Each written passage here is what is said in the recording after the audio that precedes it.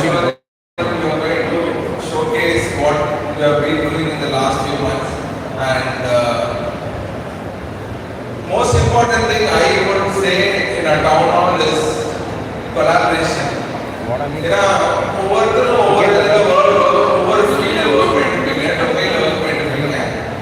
But how do we collaborate? Only if we collaborate, there is a future. When you visit others, you will know what I am good at, what you are not good at. So go speak, go network, collaborate with them, and then that will really result in the multidisciplinary solutions. So don't look at it as a project, look at it as a solution. How do we collaborate and get solutions? JKKN's mission is to be a global innovative solution provider for the ever-changing needs of the society. So we are looking at not just doing a project in somewhere, but to really build solutions which can go to production. We are looking at incubating 100 startups this year to the another incubation forum, and which will be funded by the JKKN 100 initiative. And how many of you, I think, can go there by end of October? How many of you think you can get yourself incubated as startup? Anyone? Raise your hands, let's see. Just one.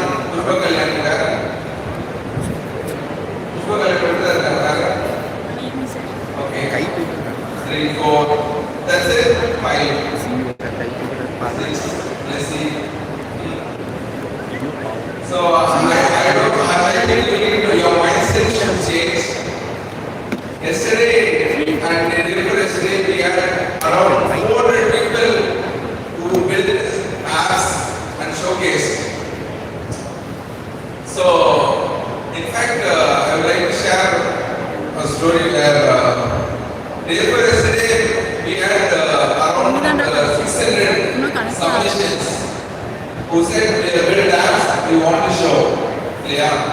There was 360. I remember. 373 submissions. 373 about identifying the problem,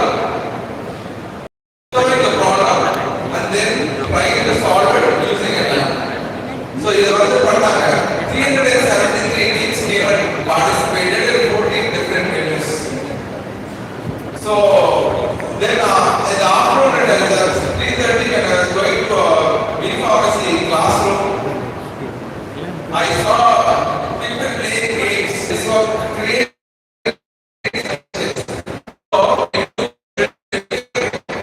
Endlessly the whole day play games. Why can't we build the same game? Today it is possible. He made it. He gave strict instructions. The next day 9:30, all the 80 people have to present their own application to be taken to the next level. So those 85 were totally left out. Imagine if you also you are just don't know what is happening in the world. If you are not able to come up and start doing, you will realize. So those out of the 85, 25 people were really good. In one night, they will push yourself. And I hope we don't need to push you. We are telling you, we are funding you for building your startup. But if only 5 of you are coming, then we need to push you. So I will ask once again, how many of you want to start up in next 8 months? Just raise your hands once again.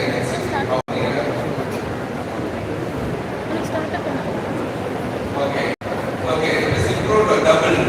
5 to 10 months. Okay. So this is the thing. We look forward to see all really build solutions, and that can happen only by collaboration. Never, it is never possible. So collaborate, wish you all the best. I take this opportunity to all congratulate all those presenting on all the learning council members who have joined together to do this. I think this is one of the What are the first events for the learners council, right? This is the first event for the learners council, and recently they have got open celebrations. I think you need all to they want taken leadership for on behalf of you. So wish them all the best. I congratulate them. Thank you. I also appreciate the chief guest who has come from far away to come and address you, even though he's not feeling well in his throat pain. He has come to address you to see what's happening. So I thank him also. Thank you.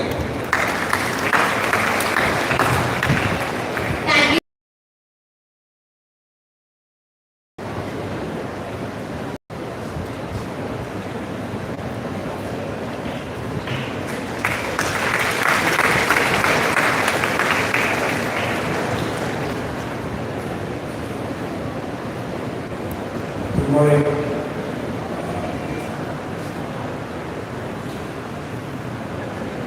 I have good news and bad news. The bad news is you have to put up my voice today. The good news is because my voice is very bad, I'm not going to go a long time. I'm going to keep it to 10 minutes. So, once again, respected members of the management, respected faculty and their students. Thank you for inviting me for me to be part of this event. It's my pleasure. A town hall is not just any event. It is actually a statement. It's a statement that you are willing to explore, you are willing to experiment, you are willing to fail fast, you are willing to learn faster. Right? So this is actually a statement that you are putting it, and this itself puts you a lot ahead of the rest of the people in the market. So you should all be very proud of yourselves for being here in this time. Right? So I will start with a small story. We'll put together. So when you are actually doing an hackathon like this, right, in your organization, let's assume there are two teams. One team is building an extremely complex prototype, extremely complex algorithm, right? The code is beautiful, the architecture is beautiful. It is technically very, very impressive. Okay, that's one team. Let's say team A. Then you have a team B. The team B is building something very simple. Okay? They have a working demo. They have a clear explanation of what it is going to do. And more importantly, it solves a real problem. Okay? Now, at the end of the day, who do you think the judges or anyone is going to appreciate? Team A or Team B? Who says Team A? Please raise your hands. Anyone who says Team B? Yeah. So, the reason is, the important thing is not to actually build something complex. It is to build something simple, but at the same time it solves a real world problem. That's the most important thing. It has to make sense to all humans. Now that sets the story for today's conversation. Right? Now, there are two areas that I would actually talk about. The first one is about the future skills that you need in the AI world. Right? Because we are now no more living in the same world that I grew up in. You are growing up in a very different world right now. So, the AI-driven future with the skills, we are going to talk about 5 of them. That is part 1 of the talk. The second part is equally important, and that is about the unintended consequences of AI. Okay? So AI is no more just a buzzword. It is no more a future technology. Right? We are already living in it. It's already here and we are part of it right now. We like it or not. So the big shift is already happening. And what is the big shift? See, in the earlier generations, people used to compete against other people. Right? In the earlier generations, which is like, for example, I'm 50 something, right? In my generation, I used to compete with another human being. In the current generation that you are living in, you are not going to compete with just humans. You are going to compete along with intelligent machines. Now, this is not a doomsday story. This is not something to scare anyone. But it is important to be cognizant of where the world is going towards and what are we going to do to equip ourselves to make sure that we are relevant in the AI era. Right? That's what we're going to do. So the real question is not about will AI take my job? The real question is not about will AI take my job? The real question is how can humans use AI proactively? How can we use AI proactively? That's what we should be talking about. So there are 5 things I said I wanted to share about, right? So the first future-ready skill, number 1, is problem framing. The first future-ready skill is problem framing. Some engineer like one of you, right, was asked to build an AI model to predict student problems, predicted problems. So this person builds an AI model, and the AI model that they built is 90% accurate. Okay? Now everyone said, hey, fantastic. We have an AI model which is 90% accurate, which predicts problems.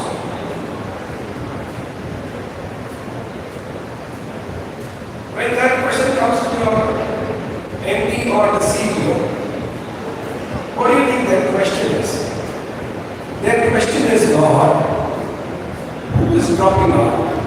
Their question is why are they dropping out and what are we doing to ensure it does not happen? Just knowing someone's dropping out doesn't help any of us. Knowing why and what we are going to do is what is going to help you. That is the solution. Building the AI model solves the problem.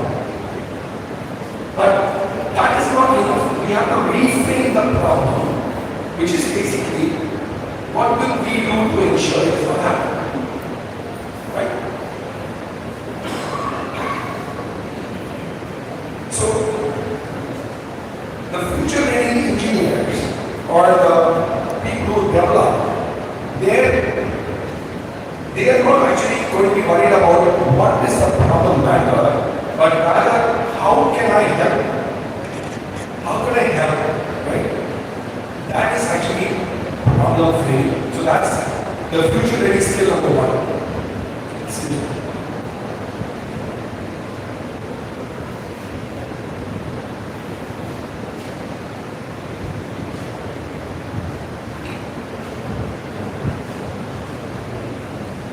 So that's number 1. So the future-ready skill number 2 is systems thinking. Somewhere in one of your posters, design thinking, systems thinking, right? Okay, what is systems thinking? Let me again give you an example, right? A startup is using an AI-based tool to screen employees. Let's assume your institution decides that we need to actually grow faster, we need to hire more teachers, professors, lecturers, readers, whatever the title is, and you're going to ask for resumes, right? And the management thinks, oh, we are getting thousands of resumes. We don't have time to go through each of them. Let's get an app built that will actually screen the resumes. Okay? After some time, when they started using the app, they noticed something very funny. You know what is funny? The shortlisted candidate list has very few women candidates. Do you know why? You guys are all building apps, right? Why does the app have very few female candidates? Because the AI model which was trained with historical data which had more male candidates in the database. So you train your AI model with the data set, and if there is a bias, now AI did not invent the bias. It simply amplifies the bias when we totally depend on the system. Now, can you say that model does not work? Of course the model works. What happens is, the question that we need to be asking, when I scale my model, what happens? Now, AI scales everything. It scales in terms of speed. What could be done in 5 days, it can do it in 5 minutes. It scales the speed. It scales the efficiency. But most importantly, it also scales the mistakes. If there is a small mistake, it will just make a giant big mistake. So that is number 2, the systems thinking. The future ready skill number 3, the MD spoke about it, so I don't have to spend too much time, is AI collaboration. Let me talk about, again, one more example. Let's take 2 people who are trying to develop 2 different models. And the first developer says, they're given the same task. And the first developer says, I don't use AI, I'm going to do everything myself. Okay? Now, the other person says, no, I'm going to use AI. I'm going to generate reports, I'm going to generate drafts, I'm going to run tests. I'm going to optimize the code, right? And when the output is got from all the people, everything is going to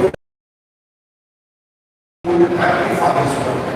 It's going to make it even better. And the person will say, I am not proud. The solution is amplifying my partner with collaborating with me.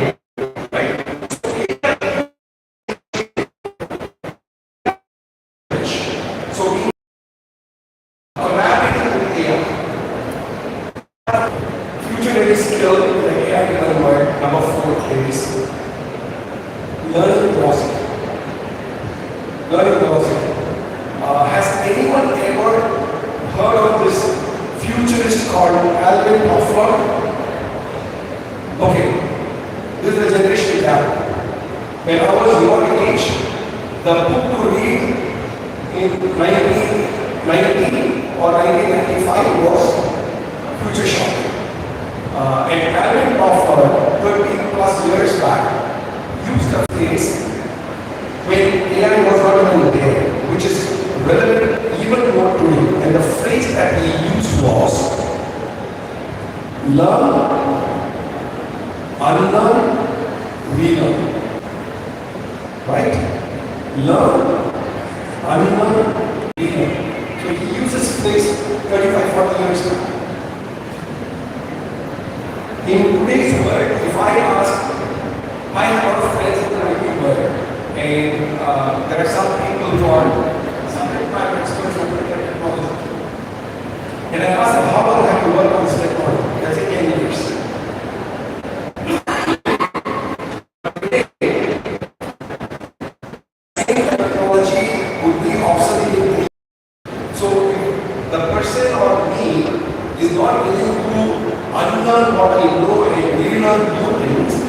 be observing in the ecosystem very fast. So the learning velocity is very important. Now, the degree that you are studying here at the college is super important. The degree might not expire. Your degree will be there for life. But what will expire? Your skills. Your degree will not expire, but your skills will expire. So the most valuable skill today is right? So that's the number 4. Number 5 is the most important aspect of future learning is human judgment. Now AI is incredibly powerful. It is incredibly powerful, but it lacks something very, very essential. You know what it lacks? AI does not have judgment. AI does not have empathy. AI does not have ethics. Only humans have the ability to judge. Humans have the ability to be empathetic. Humans have the ability to be ethical, which AI does not have. So what we bring to the platform here is that technology without values will cause damage. Technology without values will cause damage. Technology with values that I spoke about will build trust. Right? So these are the 5 skills that I want to talk about. The second half that I want to talk about, it's a very short one, is basically the unintended consequences of AI. Does anyone know what is an unintended consequence? You can just raise your hand. Do you know what is unintended consequence? Okay, I'll give you a very interesting example. It happened in 1950 in India. In 1950,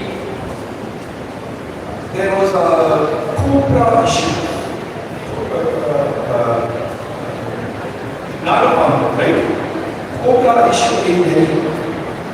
So there was a cobra issue in Delhi. So what did the government do? The government said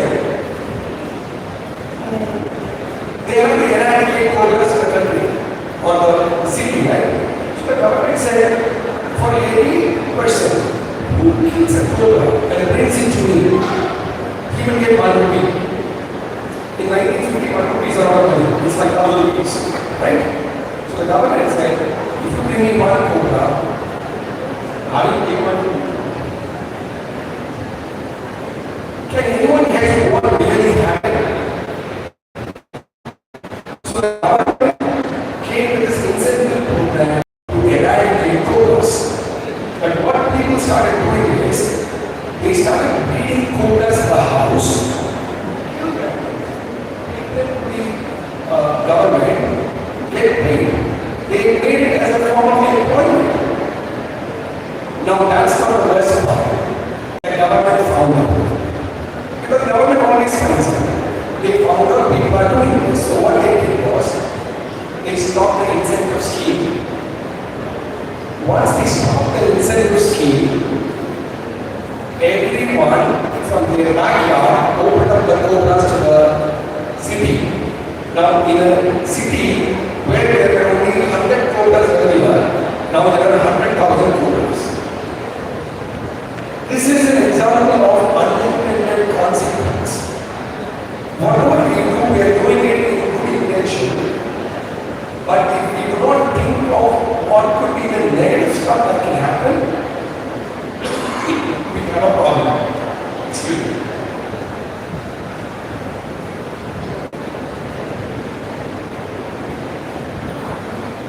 So, I will rush through the 5 unintended consequences.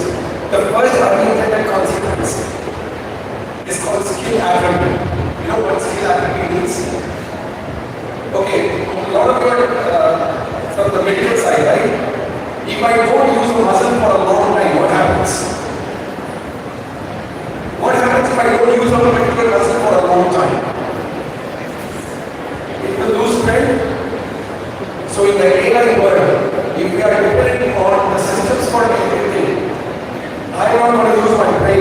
what do you think my brain is going to do? It's going to become dumb. So the number one thing is if we openly and blindly trust AI, our thinking muscle will weaken, and that is actually not a good thing for the future of humanity. That's number one.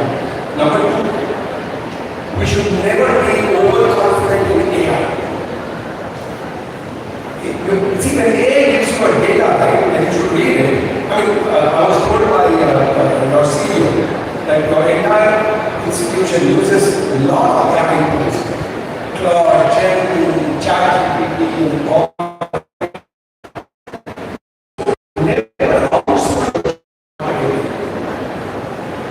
Jobs which need high judgment, jobs which need high skills, jobs which need high thinking roles. Number four is loss of originality. If everyone is using the same prompt, so I was telling you that all of you use AI tools, right? If everyone uses the same prompts, what do you think the response is? The same response from the AI, because the prompts are the same, the response will be the same. So original thinking becomes very rare in that case, and it becomes extremely valuable. And the last one is ethical blindness. Because AI can do something that does not mean it has to do it. There are things humans have to do, and we have to make sure that we keep it. So why does this matter, or all these things actually matter? These matter because what they teach you how to build solutions at speed. They teach you about how to collaborate with multidisciplinary functions. It teaches you how to make decisions under pressure. And it teaches you what you learn from failure. Now, everything that we build is not going to be successful. I think there was a conversation he was asking how many came to, right? Now, the ones that did not come to, they are not necessarily failing. They are learning models. You learn from what did not work or why it did not work, and you start from there. So the last thought that I want to share is build AI-proof skills. What job will AI give me should not be the question at all. It should be what problems am I brave enough to solve along with AI. Right? So build skills, not just resumes. Build judgment, not just models. Build purpose, not just products. The future does not belong to AI. It belongs to humans who know how to leverage AI. Thank you.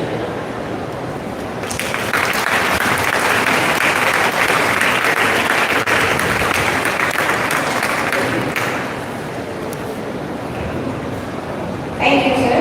So I request our managing director, sir, to felicitate the speakers.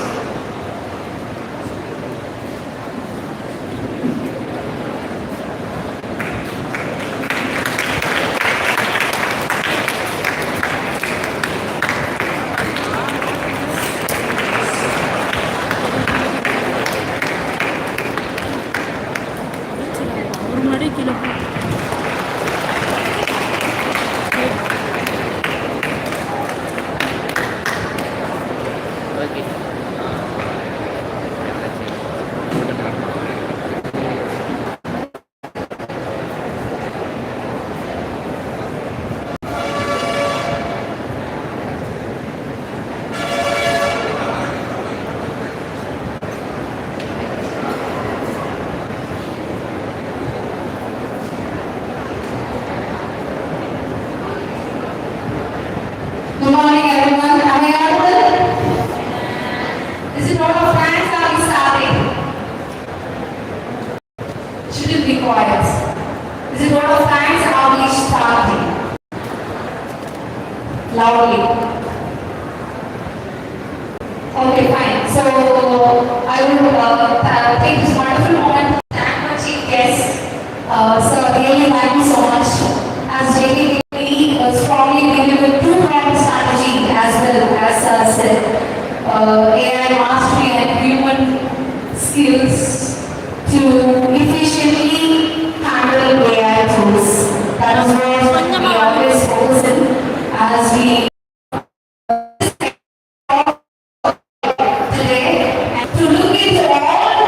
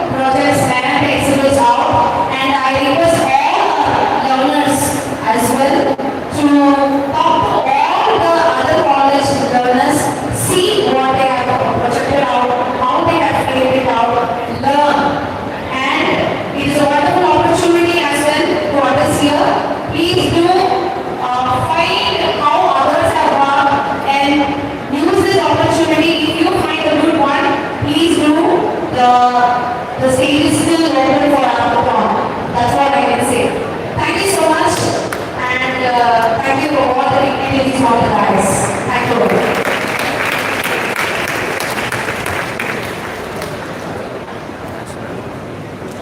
I request everyone to fill the attendance paper form and ask a check. And I let welcome you guys to schedules, timings of all colleges. That's 2 p.m. to 3:30 p.m.